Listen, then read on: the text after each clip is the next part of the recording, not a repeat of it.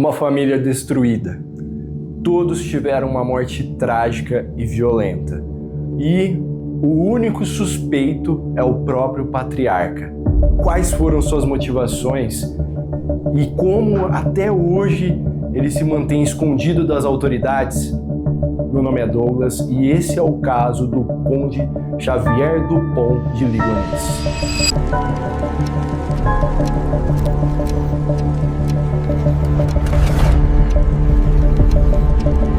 Xavier morava em Nantes, uma cidade ao norte da França.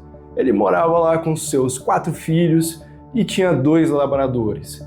Era uma família comum, uma família simples, de classe média, que morava numa cidade que raramente se ouvia falar sobre crimes ou qualquer ato ilícito. Sendo assim, morando numa cidade tranquila e pacata. Só que tudo mudaria em abril de 2011. O conde era descendente de uma família de aristocratas. E às vezes você pode pensar, então ele tinha uma condição financeira muito boa? E na realidade não. Ele teve que batalhar. Ele virou um vendedor, abriu seu próprio comércio e assim conquistou uma certa riqueza. E ainda nos anos 80 conheceu Agnes, aquela que viria a ser a sua futura esposa. Mas subitamente esse romance terminou e ele decidiu conhecer o mundo, conhecer novas realidades. Ao regressar à sua cidade natal após 1 ano, ele encontra o seu amor novamente. Só que Agnes já estava grávida.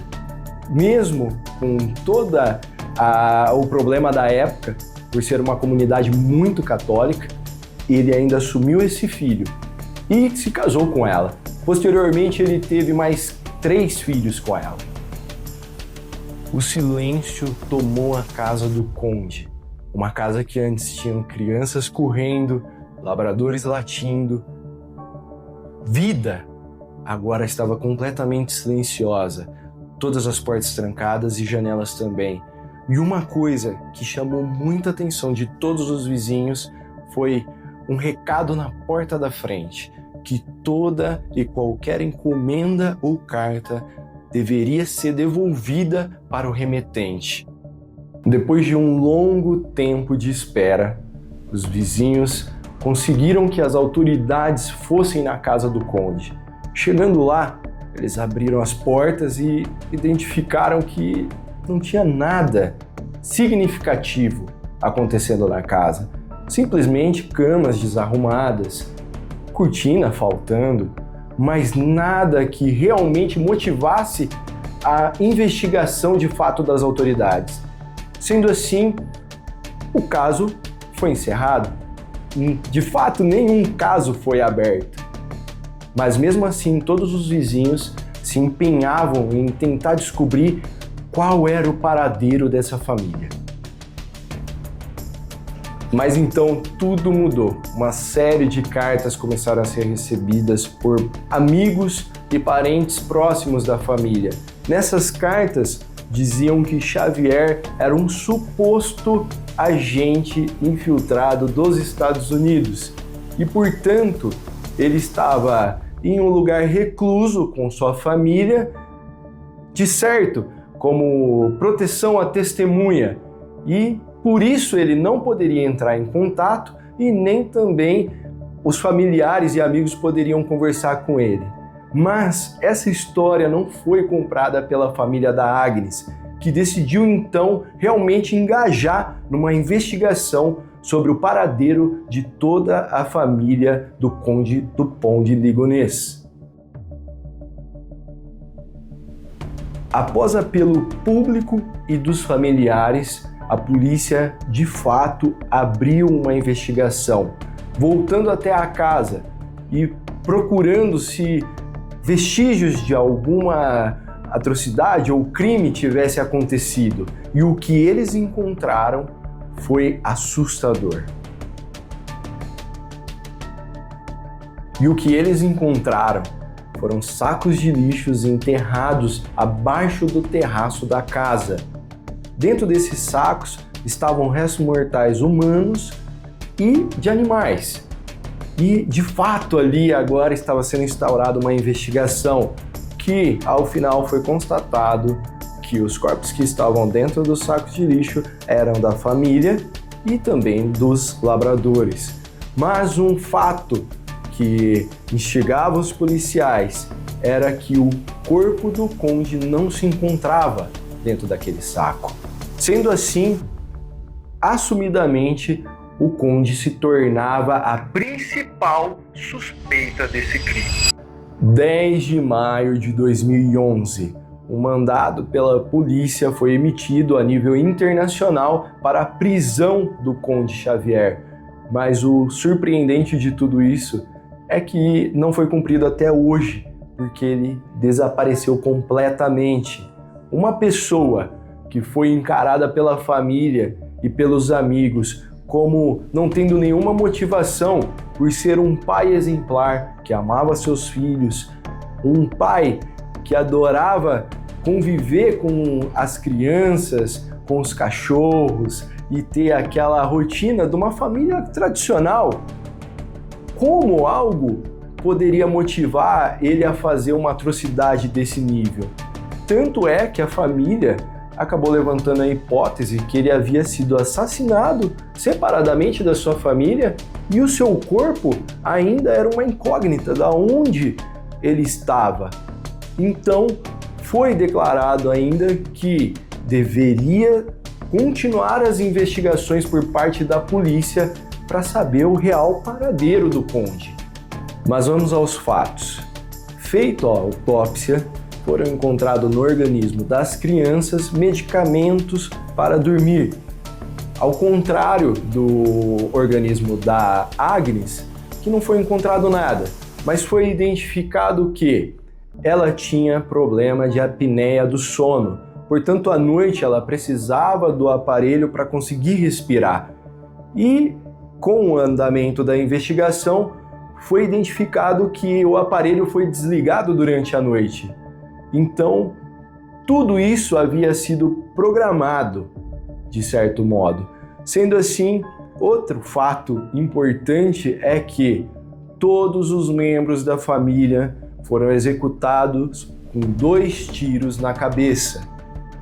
Fato curioso é que as balas, elas eram de uma arma calibre 22, especificamente uma espingarda, que foi herdada por Xavier 3 semanas antes de todos esses fatos desenrolarem, sendo assim, voltando ele ao cenário principal de suposto assassino da família. A dúvida principal de tudo isso é: na casa não foi encontrado nenhum vestígio de sangue, nada relacionado ao enterro das crianças que foi feito embaixo da casa, nada foi deixado ali à mostra. Então, isso teria sido feito na casa ou foi feito em outro lugar? Várias suposições começaram a acontecer, inclusive do porquê ele teria feito tal crime. A suposição principal era: o conde estava falindo. Ele, por mais sendo um homem de negócios, um homem que tinha várias economias, ele estava falindo, ele estava perdendo toda a sua riqueza. Sendo assim, algo que ele tinha como prestígio, que era ser um conde, estava sendo ameaçado. Talvez essa vida perfeita que todos olhavam por fora não fosse realmente a verdade. Mas em meio a várias suposições feitas tanto por amigos próximos, familiares, a investigação tomava um rumo cada vez mais promissor. Sendo assim, foi identificado que Xavier, em fevereiro, meses antes do dia fatídico, ele começou a pagar aulas de tiro. Inclusive, perguntava ao instrutor com uma certa frequência a respeito de silenciadores para sua arma, como utilizar os silenciadores. Dando assim continuidade, ele comprou as balas que foram usadas no crime, inclusive comprando saco de lixo, pá, cal, tudo programado para esse crime que dentro da sua cabeça estava sendo planejado de uma maneira perfeita. 3 de abril de 2011 foi a última vez que a família completa foi vista. Num restaurante comendo, aparentemente mais um momento tranquilo em família, mas de acordo com um relato de vizinhos, pessoas próximas, ao regressarem desse lugar, as crianças aparentavam estar doentes. E em 5 de abril, novamente Xavier foi visto, mas só que com seu filho mais velho, o filho que não era biológico. E Xavier, de acordo com o que foi dito das pessoas, dos funcionários do local, estava tendo um dia normal com seu filho mais velho. De acordo com esses relatos, é importante frisar que o mais velho também aparentava estar doente. Sendo assim, de acordo com as investigações, o filho mais velho, naquele mesmo dia após a faculdade, foi a vítima de Xavier. Então agora, uma caçada tinha sido colocada em prática. Definitivamente a polícia não poderia deixar ele escapar. Era uma corrida contra o tempo para descobrir aonde ele estava. E foi identificado que uma digital no sul da França batia com as do Conde Xavier. Sendo assim, eles logo foram até o local e conseguiram identificar também que o cartão de crédito dele havia sido usado em restaurante e outros locais, e também gravações que mostravam o Conde de uma maneira tranquila, simples, como se fosse uma situação corriqueira, tranquila do seu dia a dia, não mostrando alguém que estava em fuga, que tinha cometido algum crime gravíssimo e estava fugindo da polícia, mas sim um cidadão comum, tranquilo. 15 de abril, Xavier sacou 30 euros e, de acordo com as filmagens do caixa que ele estava, ele portava uma sacola de tamanho grande, que ali provavelmente estaria a espingarda calibre 22.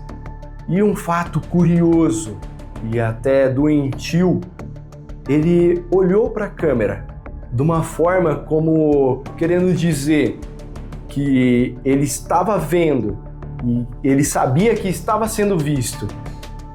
Simplesmente ele abandonou o local e, por ser uma região de montanhas, ele começou a andar na direção dessas montanhas. Um local fechado, de ambiente que árvores estavam rodeando, e ele simplesmente desapareceu. Diversas teorias circulam nesse caso.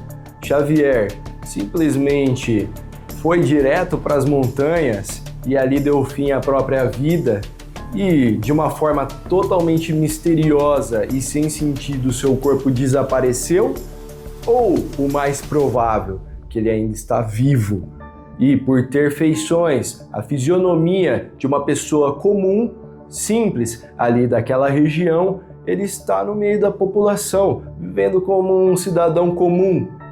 Fato é que várias teorias vêm circulando esse caso, e a polícia ela vem recebendo várias denúncias de supostas pessoas, mas o fato é que, ao chegar no local, nunca é o Conde. Oficialmente, o Conde Xavier Dupont de Ligonnès não foi acusado de fato pelas autoridades, porque todos os fatos que circundam esse caso, por mais que tenham alguma correlação que fazem com que ele se torne o principal suspeito, ele nunca foi encontrado, ele nunca foi interrogado. Então, dessa forma, não tem como efetivamente dizer que ele foi quem fez. Assim como outras teorias dizem que alguma pessoa fez ele fazer tudo isso, né? Comprar as armas, fazer o curso de tiro, tudo isso pode ter sido armado também. Então o caso continua ainda em aberto, sem solução. Pessoal, o fato é que esse caso ele é muito intrigante e deixa várias lacunas. De certo, vocês devem estar pensando também, como que ele pode, depois de ter feito tudo o que fez, ele ainda está bem, ele está agindo como uma pessoa normal? Isso daí é uma coisa que intriga muito. E, de fato, hoje, a gente analisando várias notícias que aparecem na mídia a respeito de seita, de lugares que mudam, fazem uma lavagem cerebral na pessoa, não ao ponto dela abandonar a casa, abandonar a família, ou às vezes mudar totalmente o estilo de vida. Poderia ter sido o caso dele, ele ter feito toda essa mudança por conta de alguma seita ou alguma coisa religiosa que às vezes ele acabou aderindo e fez com que ele mudasse o pensamento dele, descartando, colocando pessoas ao redor dele, família, cachorro, como uma coisa descartável. O que vocês acham? Deixa aqui no comentário, certo? Falando as suas observações, o que acharam desse caso, tudo o que vocês acharam de interessante ou bizarro, e fica atento, porque mais vídeos como esse vai sair no canal. Então não esquece, acompanhe a gente aqui do Arquivo Zero e até a próxima!